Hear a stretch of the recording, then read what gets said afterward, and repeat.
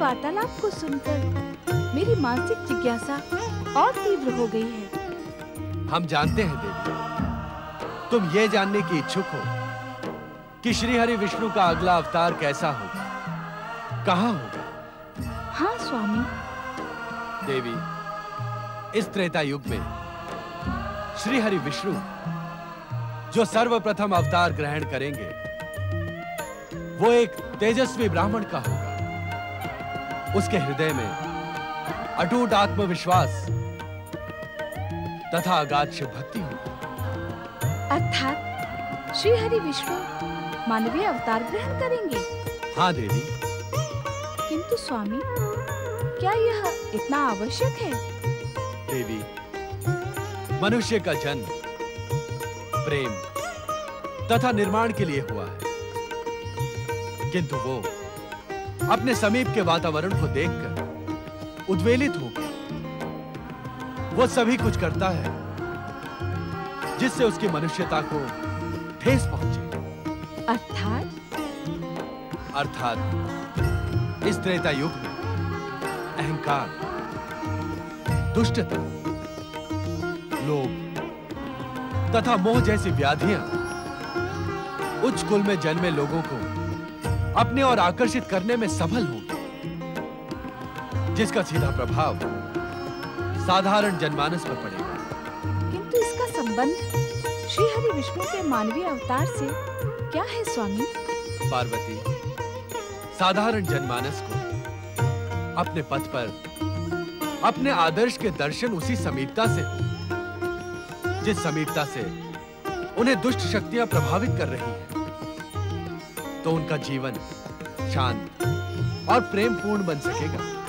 क्या श्री हरि विष्णु के अवतार का उद्देश्य इतना ही संक्षिप्त है स्वामी? नहीं देवी, यह अवतार अत्यंत उद्देश्यपूर्ण है। किस प्रकार स्वामी? अवसर प्राप्त होने पर अथवा दुष्ट शक्तियों के पाप का घड़ा भर जाने पर उनका सर्वनाश तो श्री हरि विष्णु द्वारा होगा ही, साथ ही श्री हरि विष्णु के कार्यों की सुगंध युगों युगों तक पृथ्वीवासियों को अपने कर्म निर्धारण की प्रेरणा प्रदान करती रहेगी। उत्तम, अति उत्तम। इन अवतारों का एक अन्य उद्देश्य भी है देवी। कौन सा उद्देश्य स्वामी? साधारण मानवीय अवतार लेकर जगत पालक श्री हरि विष्णु मानव मात्र को ये पाठ पढ़ाने में सफल होंगे कि हर मनुष्य की आत्मा में परमात्मा का वास होता है।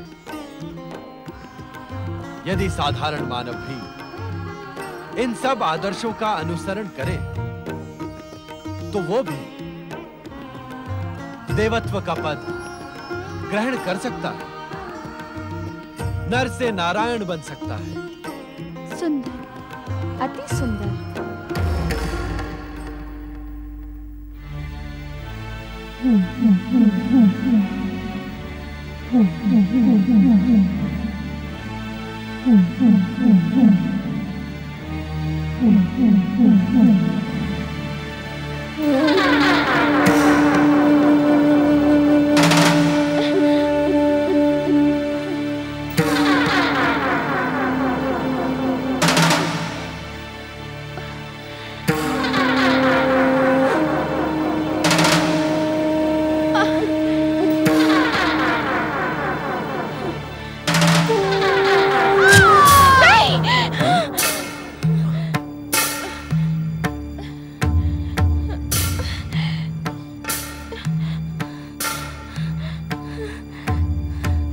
आप इस तरह भयभीत क्यों हैं देवी रेणुका? मैंने भयंकर स्वप्न देखा। स्वप्न? हाँ,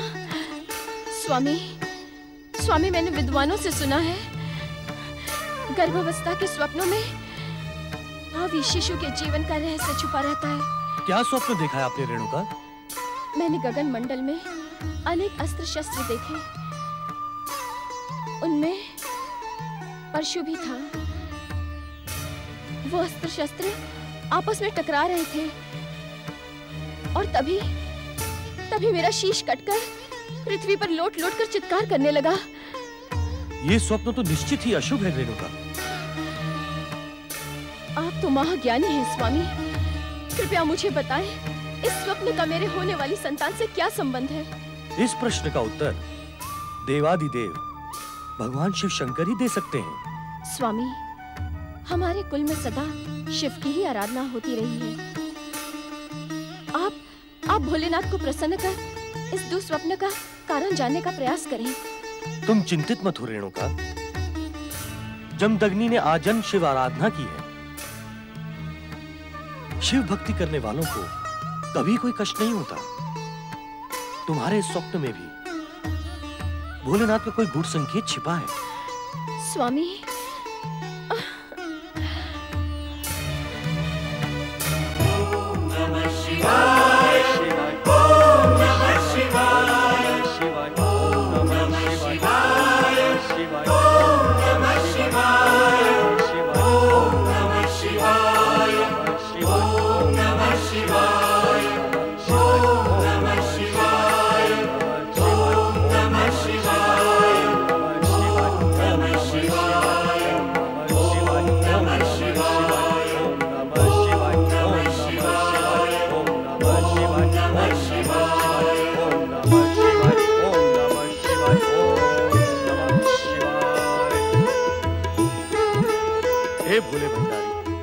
हे शिव शंकर, हे घटघट के वासी कैलाशपति, रेणुका ने जब से ये विचित्र सपने देखा है तब से हम दोनों आशंकित हैं। हमारी आशंका का शमन करते हुए उस स्वप्न के फल का संकेत दे। महर्षि जमदग्नि, आप स्वयं सप्तऋषियों में से एक तथा महान तत्वज्ञानी हैं। देवी रेणुका का विचित्र स्वप्न इसी बात का संकेत करता है कि आपका होने वाला पुत्र असाधारण तेजस्वी श्रीहरि विष्णु का अंश अवतार होगा। वो ब्राह्मण श्रेष्ठ विजय योद्धा तथा असाधारण शक्तिशाली होने के साथ ही परम शिव भक्त होगा। ये बालक अन्याय और अनीति का नाश कर धर्म संस्थापना को सुदृढ़ दिशा प्रदान करेगा। हे भोलेनाथ, आप अपने इस भक्त पर सदा कृपालु रहे हैं। असाधारण पुत्र का आशीर्वाद देकर आपने हमें धन्य कर दिया। हे शिव शंकर, हम साधारण मनुष्य हैं, हमारी त्रुटियों को क्षमा करें। देवी रेणुका, साधारण मानव ही महामानव बन सकता है। आपको अपने पुत्र को यही संस्कार प्रदान करने होंगे। जो आज्ञा भोलेनाथ। जय शिव शंकर, जय जय शिव शंकर, जय जय शिव शंकर।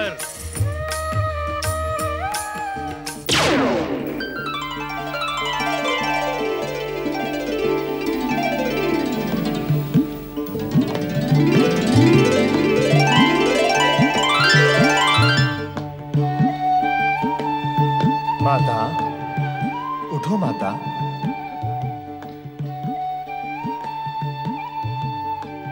कौन है? कौन है? मैं हूं माता, आपका पुत्र।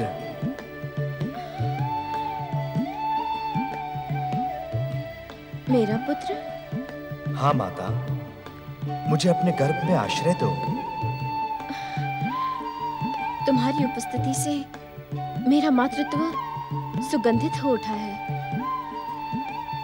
क्या नारायण को भी आश्रय की आवश्यकता है? हाँ माता, मुझे अपने हर जन्म में एक माँ की आवश्यकता होती है। अपनी लीला के लिए ना? नहीं माता, संस्कार के लिए, युग अनुकूल शिक्षा के लिए, माता का वात्सल्यमय स्नेह प्राप्त करने के लिए। मैं धन्य हुई पुत्र। तो मुझे आज्ञा है माता। आज्ञा नहीं, अनुग्रह। मेरा अनुग्रह है पुत्र कि मुझे अपनी माता बनाकर मेरे इस नश्वर देह को धन्य कर दो।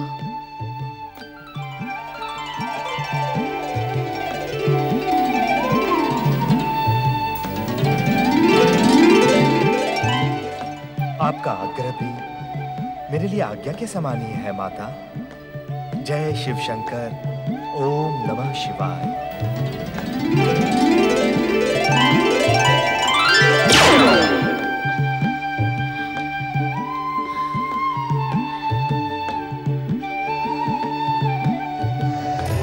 ओम नमः शिवाय।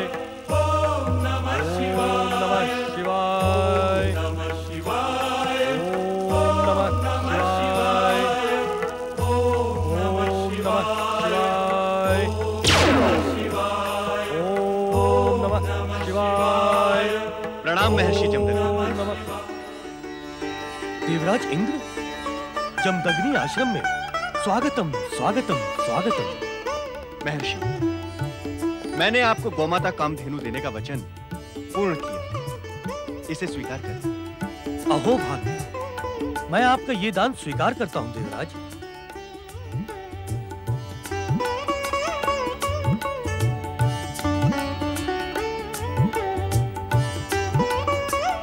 महर्षि, आप भगवान शिव से ये प्रार्थना करें कि स्वर्ग पर कोई संकट ना आने पाए।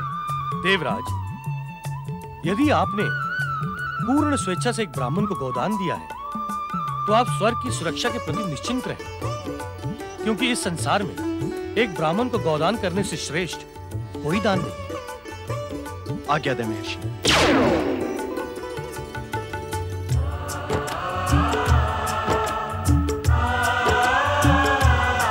हे माता कामधेनु, हम पर अपनी कृपा सदा बनाए रखिए।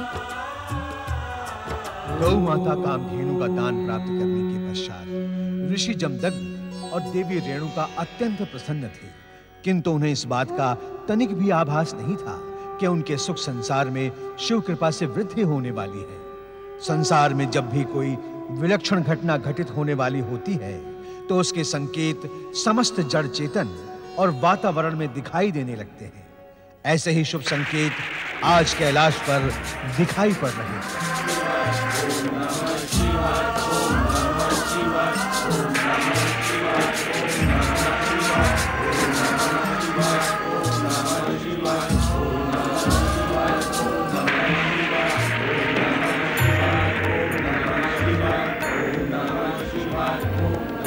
पति परमेश्वराय नमो नमः।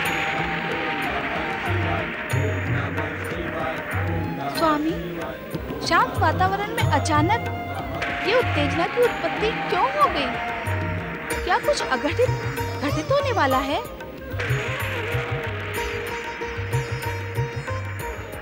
देवी पार्वती, वातावरण के साथ उत्तेजित होने की आवश्यकता नहीं है। किंतु स्वामी, आप स्वयं कहते हैं कि अचानक परिवर्तित हुआ वातावरण आने वाली स्थितियों की सूचना देता है। हाँ देवी, यह परिवर्तित वातावरण भी एक शुभ सूचना लेकर उपस्थित हुआ है। शुभ सूचना? हाँ पार्वती, इस संसार के कल्याण के लिए जब कोई दिव्य शक्ति प्रकट होती है, तो इस संसार को उसका पूर्वाभास जड़, प्रकृति, चेतन और वातावरण करवाने लगते हैं। दिव्य शक्ति का प्राकट्य? हाँ देवी, वातावरण की यह प्रसन्नता हमारे परम भक्त महर्षि जमदग्नि के अवतारी पुत्र के होने का संकेत है। स्वामी, तनिक अपने गूढ़ रहस्यों की भाषा को स्पष्ट करें। पार्वती, भगवान श्री हरि विष्णु ने देवी रेणुका को अपने अवतार में माता होने का गौरव प्रदान किया है। ये वातावरण इसी प्रसन्नता में प्रफुल्लित हो रहा है। ब्राह्मणों के श्रेष्ठ कुल में श्री हरि विष्णु का अवतार, धन्य स्वामी धन्य। यह किस बात का सूचक है? श्री हरि विष्णु का यह मानवीय अवतार उनके अब तक के अवतारों में विलक्षण है। श्रेष्ठ कुल में जन्म लेने वाला जमदग्नि रेणुका पुत्र जगत कल्याण के साथ ही हमारा श्रेष्ठ भक्त होने का सम्मान प्राप्त करेगा। महर्षि जमदग्नि, देवी रेणुका तथा आपको मेरी शत शत शुभकामनाएं स्वामी। अवतारी पुत्र के लिए महर्षि जमदग्नि तथा देवी रेणुका को शुभकामना देना तो समझ में आता है, किंतु हमें किस बात की शुभकामना दी जा रही है? श्रेष्ठ भक्त प्राप्त करने की। तुम्हारी विलक्षण बुद्धि की प्रशंसा किए बिना यह प्रसंग समाप्त नहीं हो सकता।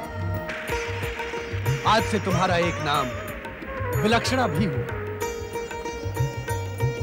जिस प्रकार भक्त भगवान के दर्शन का अभिलाषी होता है, ठीक उसी प्रकार भगवान भी श्रेष्ठ भक्त को प्राप्त करने की प्रतीक्षा में लगा रहता है। देवाधिदेव भगवान शिव शंकर और श्री हरि विष्णु की स्वामी, जमदग्नि आश्रम इस समय कितना प्रफुल्लित हो रहा होगा।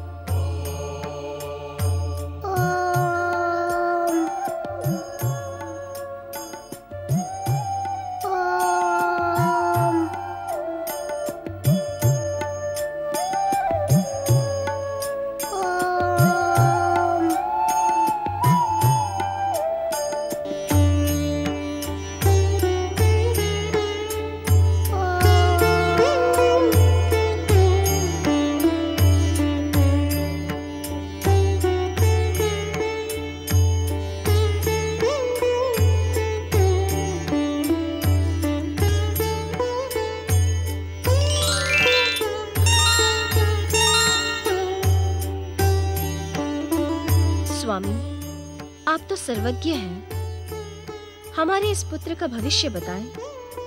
देवी रेणुका, तुम्हारे इस महान पुत्र का भविष्य अत्यंत उज्जवल है। ये ब्राह्मण संस्कृति का पुरोधा, परम तपस्वी तथा धर्मात्मा के रूप में प्रसिद्ध होगा। इसे भोलेनाथ की परम कृपा प्राप्त होगी। पिताश्री, हम अपने अनुज को किस नाम से पुकारें?